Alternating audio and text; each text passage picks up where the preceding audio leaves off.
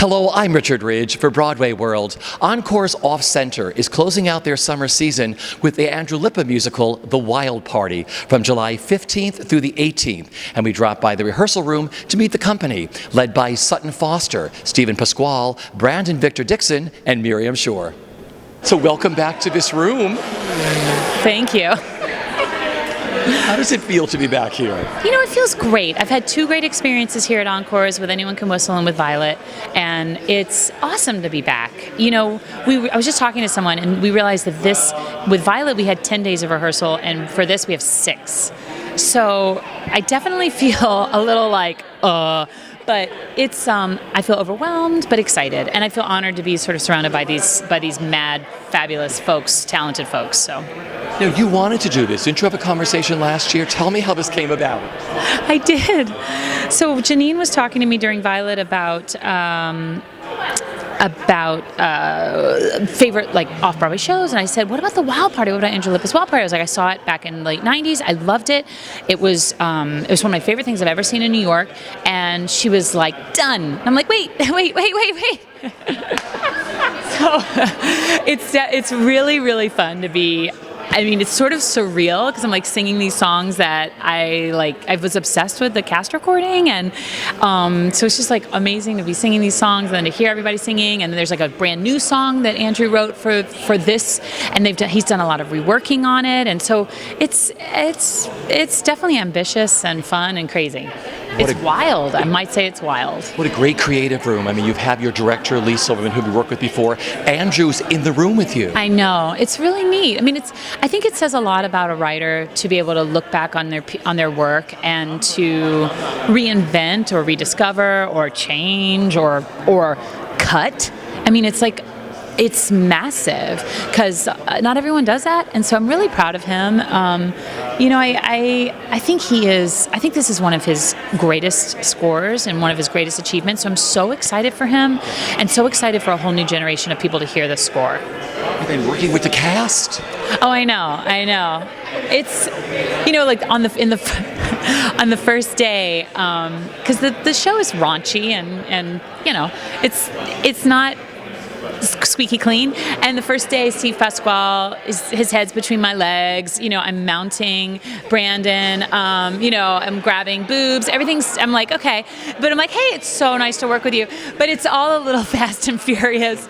But it's awesome. You know, I've been such a fan of Steven's for so long, and so it's just great to be in a room with him and to work with Brandon and Joaquina, who I don't know as well, but I'm just kind of like in awe every time they open their mouths. So it's been great. Here we are. How excited are you to be in this rehearsal room for The Wild Party? Doing The Wild Party again here in New York City is a thrill, and we're here at City Center where we started 15 years ago with the Manhattan Theater Club in the basement. So the joke is, it took us 15 years to get from the basement to the main stage, but we're here. So it may be a snail's pace, but we're doing it here in the big space. I have such vivid memories of that production downstairs. I mean, you guys, pardon the expression, raised the roof of that theater downstairs. What's it been like revisiting the piece, revisiting with your director, your choreographer? Well, Lee Silverman, as you mentioned, our director, is just a brilliant director, and Janine Tesori, our producer, we all know what Janine's brilliant at, but she's also brilliant at producing. And they've given me the opportunity and the challenge of looking at the piece again. And 20 years since I started writing it, I am 50 years old now. I'm not 30, and I see the world differently, and I see these characters a little differently. I've seen other productions, I've seen it in other languages, and I've had the opportunity to see what the growth of the show can be and how much stuff there might be that impedes us from really experiencing the story. So I've taken away quite a bit from the beginning of the show to get things to go faster, to get to the party sooner, which was always an issue for us, and I don't think we ever quite figured it out when we were at the Manhattan Theater Club, and so I hope we figured it out now, and the people who really cultishly, slavishly know the recording, I hope they'll open their hearts and be glad that we're doing the show, and there'll be a few things missing that they may be sad about, but I think the ultimate goal of telling a better story is going to pay off. That's what I love what you do. You go back and you say, we can rework this a bit. you're not like locked into that thing, and I'm so excited about that. Well, there's a little-known songwriter named Stephen Sondheim who had a movie called Into the Woods, came out just recently, and he did it. He rewrote lyrics in that film and rewrote sections and cut things. And I know it's a movie, so it's a different medium, but Steve is endlessly interested in taking his works and making them for actor musicians, or doing them with small orchestras, or doing them with who knows what. And I wrote him a note and I said thank you. I was planning on rewriting a little bit, and after seeing Into the Woods, I'm rewriting it a lot because I took his lead. He's the master who's willing to go back and redo things. And all of us who know it so well, I don't know what your experience at Into the Woods, but I went, what? So you have this double experience because you hear the change and you go, well, that's good. But then you go, but it used to be. And then at that point, it's already on to the next scene. So I think those of us who love these things, it's kind of an amazing experience. And you can't do this with, you can't do this to a Matisse. You're not going to, it is what it is. So these artworks are living, breathing things that can be revised. And then working with this cast. Sutton Foster and Janine Story had a conversation a year ago, and Janine said, what show do you want to do? If we do a show next year, do you want to do one? And she said, I'd like to be Queenie in the Wild Party. So when Sutton Foster says, I want to play the lead in your show, all you do is say, yes, when shall I pick up the coffee? And so Sutton and Steve Pasquale, Steve was Brian Darcy James' understudy at the Manhattan Theater Club production 15 years ago. And when he was like 21 or 22 or something like that. And so that's a wonderful homecoming as well. And Brandon Victor Dixon, and our cast is so exciting. And that they are willing to jump into something like this for 9 days of rehearsal and do it in front of 2,000 people every night is kind of remarkable. And they'll have their music in their hands, and this is what this is. But the depth they bring to it and the intensity they bring to it, this is the greatest playground in the world for people who do what we do, and so just couldn't be more happy. Well, here we are. In the rehearsal room. You have quite a history with this Wild Party, don't you? I do. Wild Party was my first job in New York City. I was a standby for Burrs, for Brian Darcy James, and never performed the role in 2000 and whenever that was, 4. So this is fun for me. So it must be so cool to have had that experience, and then all of a sudden now you're playing this role and working with Andrew. Talk about the whole experience about being here. Well, the Encores Off-Center series is such a scramble to try to get it on stage that you feel like you're doing homework for 2 weeks straight without stopping. So I have a little bit of an advantage knowing that the material is way in the back of my brain from 15 years ago, but not much. But it's great. It's one of my favorite scores. I think it's Andrew's best score.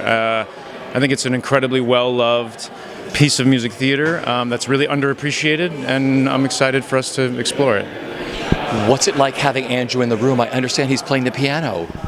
He's great. He's so all-encompassing in terms of what the story is. He really understands what the acting moments are, and he understands what he wants orally. He's just a real sort of the whole world of it is in his wheelhouse, and he's very helpful sort of moment to moment to have in the room, I have to say. And working with the cast. Oh man, Sutton Foster is so great, right? You know what? Sutton's a great actress, and because she dances so well and sings so well, I think it's easy to forget that, but she's such a good actress, and this part really lets her dig in a way that I don't know that anyone's seen her do something like this before. It's going to be extraordinary. I'm such a fan. She's amazing. And working with your director. Oh, first time? First time working with Lee. We've been ships passing a few times, but she's a master in the room, I have to say, especially in this kind of environment where you've got 10 days to attempt to tell this entire story. She delegates perfectly and brilliantly and sort of weighs in when she needs to and trusts everyone that's working for her when she needs to. It's been a real masterclass in how to handle a frantic, panicked mounting of anything for me. Yeah, I would go anywhere to work with her again. But I'm sure what's great about here, you make these decisions, you go with them, you go with your instinct, and you just put it out there. You don't overthink a lot of things here because there's no time for it, right? Yeah, it's instinctual theater. So you sort of make a choice and you go with it, and hopefully it works. And hopefully you don't forget your words or drop your script when you're twirling or pratfalling. There's that element too. I keep forgetting about that element. Yeah, it's crazy. It's really physically intense. Sonia, our genius choreographer, is doing mounting, I think, 12 dances. which is an extraordinary feat considering the time constraints. And what this role means to you so far? Well, it's a great reminder of how challenging it is. I mean, I just feel like the degree of difficulty is really high. Andrew's not messing around with the singing. So being able to wrap my body around it again makes me feel like, okay, that muscle is not atrophied completely, thank God. And I'm having a great time sort of exploring. He's so deeply flawed, I guess, which has been my thing lately, playing really flawed guys. But it's great fun. And working here at Encores, what it's meant to you so far? Well, this is one of those great old buildings that when you go in, it feels like it hasn't changed in 100 years, and there's not that many of those left. So it feels really special when you walk up those like big grand marble stairs, and the creaky elevator opens up to these monster studios. You got to get a shot of the studio. A lot of history in this room. Yeah, I mean, crazy. It's just an amazing place to be in. We're really excited. How exciting is this working on Wild Party? It's really exciting for me. I mean, I wasn't very familiar with the show before I got the call to do this. It's one of those ones that I kind of just missed as I was coming along. And then when I got to dive into the score and then get into the room here with Steven and Sutton and Lee and Andrew, it's like been really, it's like a whole new day for me, like a new project and new people. So it's been like boot camp. It's been fun. Talk about the role, what you love about him already. I mean, I really love that he's kind of an outsider come into this world of people who are connected and are friends and are really very different from the lifestyle that he leads, and yet he gets drawn into this really interesting woman, Queenie. And as he kind of begins to embrace her world and discover how wonderful / messed up it is, then it pulls out the complications within him as well. That's what I really like, the discovery that he finds in himself being put in this foreign environment. And there's the incredible score by Andrew Lippa.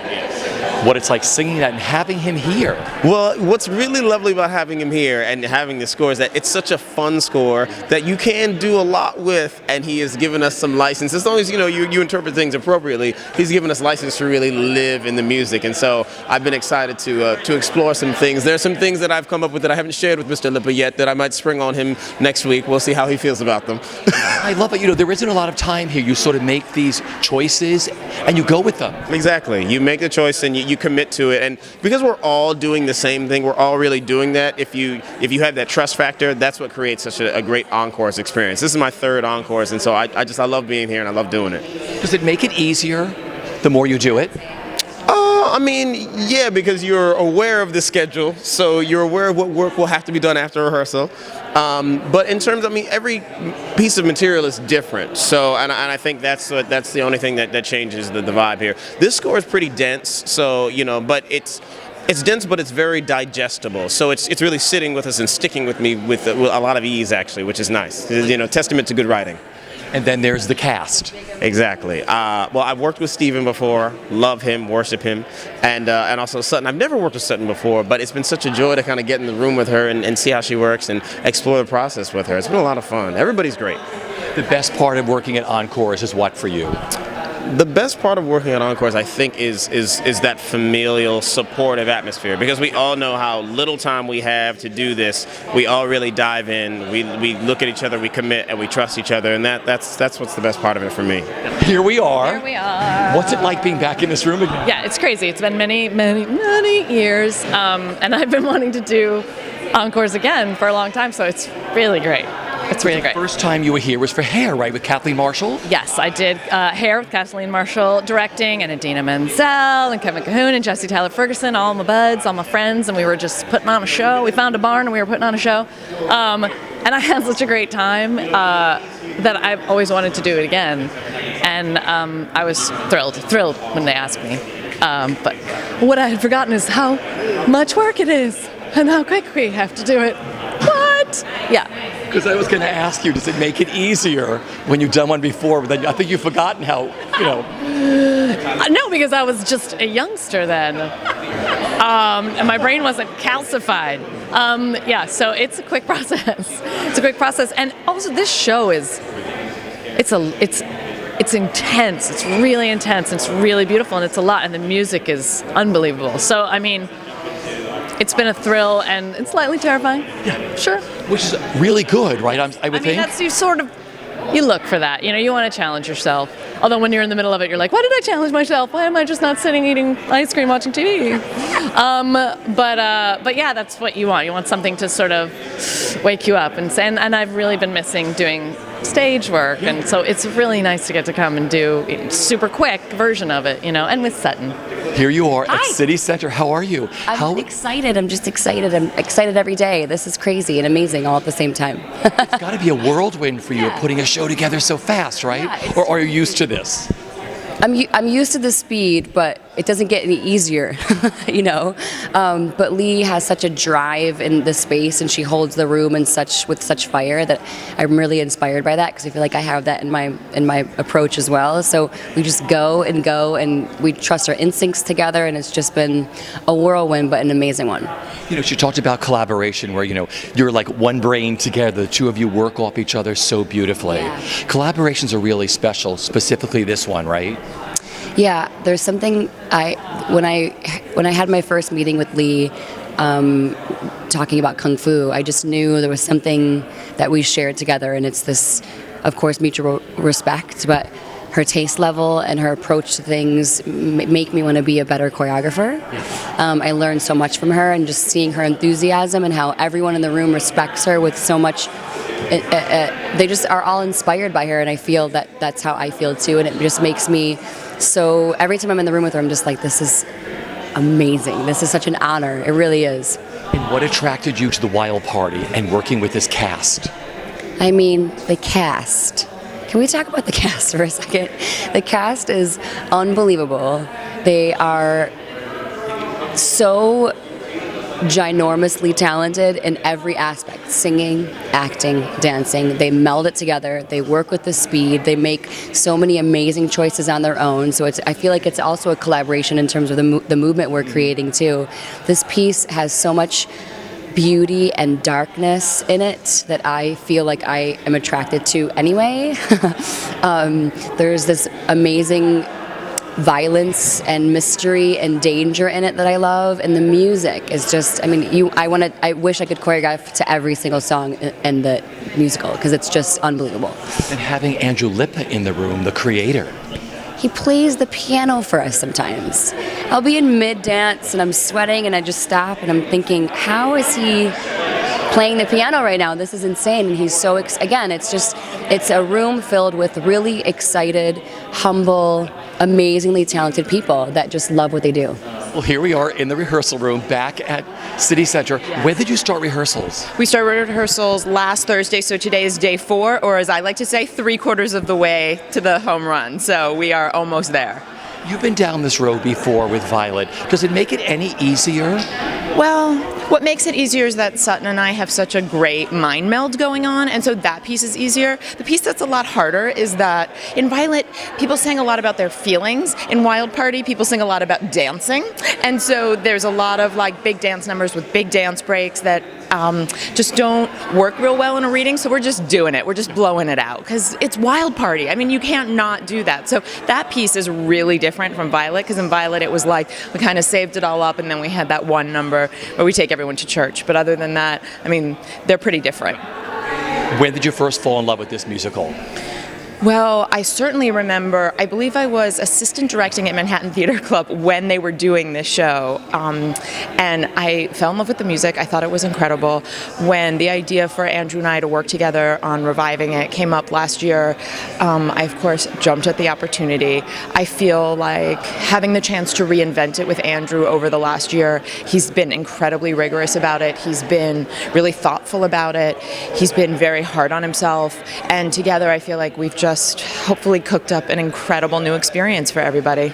It must be so great to be working with him and collaborating on this. Oh, I feel so lucky. And so lucky that he really wants to get back into it, because for me, that's the great joy, is to say, okay, what you guys did was incredible, and what's the thing we're going to do now? How is it going to be different? What new choices can we make? How can we push ourselves in different ways? What story do we really want to tell? And so I think our goals are exciting and different, and I just feel so grateful for the opportunity to collaborate with someone who is so inventive and creative. And Andrew's the best. And you have an exciting new choreographer. Well, Sonia and I worked together on Kung Fu, which was our first project together, which I'm extremely excited about. I like to say that Sonia and I have now blended our brains, and we are sort of directing and doing choreography out of only one head, as opposed to two. So I feel so grateful to have someone who is just so amazing at what she does, and I think she's gonna just blow people's socks off. And then there's the cast. Oh yeah, those people. I mean, every day I look at them and I just think, it's like the gold medal of Theater Olympics right here. I mean, these are the greatest people having to do what they do best very quickly, and they are all so incredibly talented. We've made some really different casting choices than I think were in the original production. I'm very excited about having Steve play the part of Burrs. I mean, that's really exciting. I'm really anticipating a lot of excitement around Joaquina, who's playing Kate, and that feels really exciting. I feel like she is a star in the making. And then, of course, to have Sutton play Queenie and anchor this whole show. I mean, she's sexy. This is an unexpected part for her. I think she's going to sing things and dance in a way that people have never seen her. And working here at Encores in City Center, what it means to you? I love Encores, and working with Janine. I mean, working with Janine as artistic director, to be able to work with her again in this capacity. And I just feel like this kind of environment gives us the opportunity to do our very best work very quickly, and to be able to really dig in and go deep for a very short period of time, and to have the very best people around to help you do it. I mean, working at Encores is thrilling. It's thrilling.